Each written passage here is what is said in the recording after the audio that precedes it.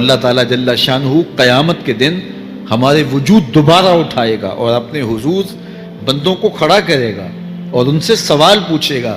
یہ نہیں ہے کہ جو مرضی کرتے گئے، ایک آدمی نے ظلم کیا، جبر کیا، زیادتیاں کی، لوگوں کا حق لوٹا، لوگوں کا مال غصب کیا، عزتیں پامال کی، اور اتنا مؤثر تھا کہ عدالتیں وہ خرید لیتا تھا، کچہریاں وہ خرید لیتا تھا، پولیس وہ خرید لیتا تھا، کوئی سے پوچھنے والا نہیں تھا، اس کی بات چلتی تھی، اس کا فون چلتا تھا، اس کا رکا چلتا تھا، عیش و عشرت کی زندگی گزاری اور مر گیا، ہزاروں کے حق غصب کر کے، ہزاروں کا مال ہڑپ کر کے، لوگوں کی آبروئیں لوٹ کے مر گیا اور قبر میں چلا گیا، بس قصہ ختم۔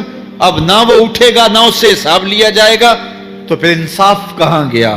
ایک عدالت ایسی ہونی چاہیے کہ جس عدالت میں اس کو بھی پکڑا جائے اور ٹکٹکی پہ باندھا جائے کہ دنیا پر تو کسی نے تجھے پکڑا نہیں، آ اس عدالت میں تیرے خلاف سلطانی گواہ بھی موجود ہیں اور تجھے گناہوں کا، جرم کا بدلہ بھی دیا جائے گا، اور منصف جو ہے وہ انصاف کرے اور ان مظلوموں کو کھڑا کیا جائے کہ دنیا پر تو تمہاری داد رسی کسی نے کی، اس دربار میں تمہاری پوری پوری داد رسی کی جائے گی۔ عقل مانتی ہے کہ ایک ایسا دربار ہونا چاہیے، ایسا احتسابی عمل ہونا چاہیے، ایک ایسی عدالت لگنی چاہیے کہ جس کا کہیں جسے انصاف نہیں ملا اس کو وہاں جا کے انصاف ملے، اور وہ دن قیامت کا دن ہے۔ اس کا یقین زندگی میں نظم پیدا کر دیتا ہے اور تھر تھر بدن کانپتا ہے کہ آج اگر ہم مؤثر بھی ہو جائیں اور کسی کے سامنے جواب دے نہ ہوں، لیکن ایک عدالت تو ہے جہاں ہم نے جواب دہ ہونا ہے اور اپنے ایک ایک عمل کا حساب دینا ہے۔ تو اللہ ارشاد فرماتا ہے کہ اس عدالت کے سامنے تم نے پیش ہونا ہے، تمہارے جوڑ جوڑ کو اللہ تعالیٰ دوبارہ کھڑا کرے گا اور اس کو دوبارہ تخلیق کرے گا اور پیدا کرے گا، اور تم دوبارہ کھڑے ہو جاؤ گے، اس کی حضور پیش ہوگے۔ اللہ اکبر۔ یسأل ایان یوم القیامہ، پھر پوچھتا ہے اچھا قیامت کب آئے گی؟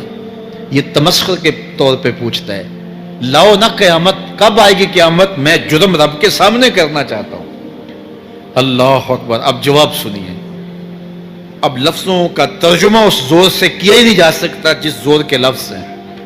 وہ کہتا ہے قیامت کب آئے گی؟ میں تو یہ جرم رب کے سامنے کرنا چاہتا ہوں، کوئی قیامت نہیں ہے، مذاق اڑاتا ہے۔ قیامت کب آئے گی؟ آواز آئی، فَإِذَا بَرِقَ الْبَصَرُ وَخَسَفَ الْقَمَرُ وَجُمِعَ الشَّمْسُ وَالْقَمَرُ، جب قیامت آئے گی تو آنکھیں چندھیا جائیں گے، چاند بے نور ہو جائے گا، سورج اور چاند اکٹھے ہو جائیں گے۔ یقول الانسان یومئذ این المفر، آج جو کہتا ہے کہاں ہے قیامت، اس دن بھاگتا پھرے گا، کوئی پناہ گاہ ہو بتاؤ، کوئی ہے ٹھکانہ چھپنے کا، کوئی پناہ گاہ ہے؟ کلا لا وزر، آواز آئے گی کوئی ٹھکانہ نہیں ہے، آج کوئی ٹھکانہ نہیں ہے۔ الی ربک یومئذ المستقر، اگر ٹھکانہ ہے تو صرف رب کے پاس ہے، انہیں ٹھکانہ ملے گا جو رب کے بندے ہیں اور اس کی دہلیز پہ آنے والے ہیں۔ یُنَبَّأُ الْإِنسَانُ یومئذ بما قدم وأخر، اللہ تعالیٰ اس دن بتا دے گا جو آگے بھیجا اور وہ بھی بتا دے گا جو پیچھے چھوڑا، ایک ایک چیز تشت ازبام ہو جائے گی۔ یوم تبلی السرائر فما لہ من قوت ولا ناصر، اللہ فرماتا سارے راز کھل جائیں گے، جو بند کمروں میں جرم کیے، داد عیش دیتا رہا، وہ بھی کھل جائیں گے، اور پھر کوئی طاقت نہیں ہوگی، کوئی زور نہیں ہوگا، کوئی زر نہیں ہوگا جو اس کو بے نقاب ہونے سے بچا سکے۔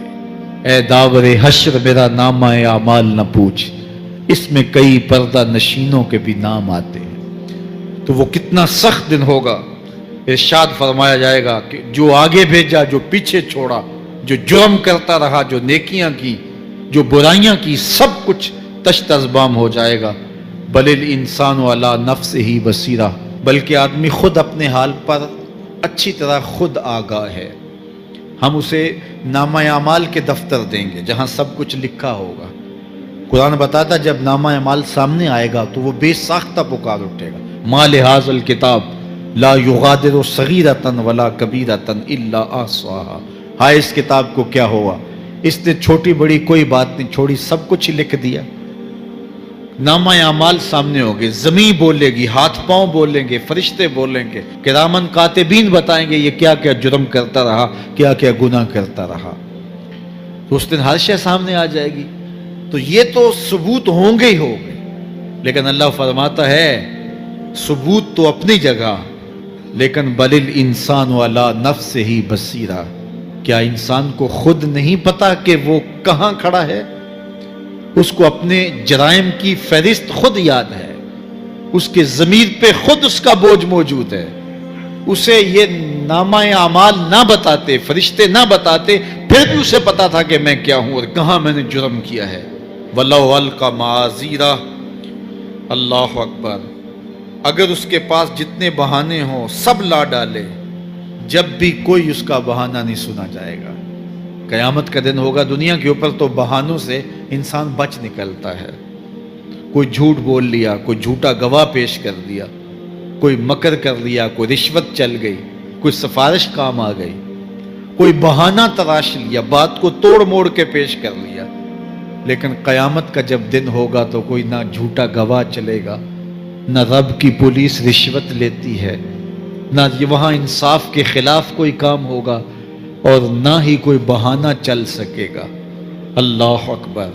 आज हमारी बेचैनियों का एक सबब हमारा मालिक की दहलीज से मुंह मोड़ना और बहुत सारे दीदा ना दीदा गुनाहों का इर्तिकाब करना है।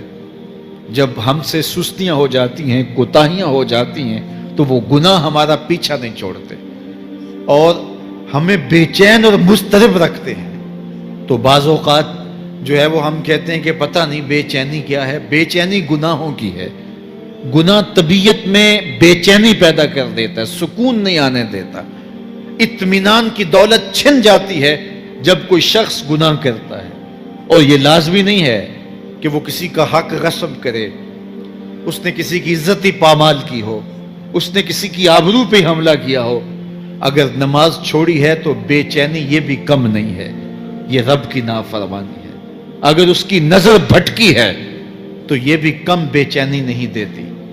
अगर उसका ख्याल बहका है, उसने जुबान से किसी को दुख दिया है, उसने किसी के लिए सब्बो शतम का अंदाज इख्तियार किया है, गाली गलोच का रंग इख्तियार किया है, तो फिर क्या हुआ कि ये बेचैनी अंदर अंदर को तोड़ती रहती है। इंसान चलता फिरता है लेकिन उसे तमानियत नहीं मिलती, उसे सुकून नहीं मिलता। सुकून कब मिलेगा? सुकून तब मिलता है जब किसी से ज्यादती की हो तो उससे जाके माफ़ी मांग ली जाए और इस लजाजत के साथ माफ़ी मांगी जाए कि वो मजबूर हो जाए माफ़ करने पे, तो फिर अंदर तमानियत उतर जाती है। इतनी लजाजत से माफ़ी मांगो, इस कदर रो के माफ़ी मांगो, तरले मिन्नत पे उतर आओ, हाथ जोड़ो, आंसू बहाओ, चीखो, चिल्लाओ, रो, उसकी दहलीज से लिपट जाओ, उससे अपने गुनाहों की माजरत करो। जब मालिक ने माफ कर दिया, अंदर की सारी बेचैनियां मिट जाएंगी, दिल को करार मिल जाएगा, दिल को तस्कीन नसीब होगी। तस्कीन उसकी दहलीज से तुम्हें मिलेगी। ये अंदर से फूटती है, बाहर से नहीं आती है।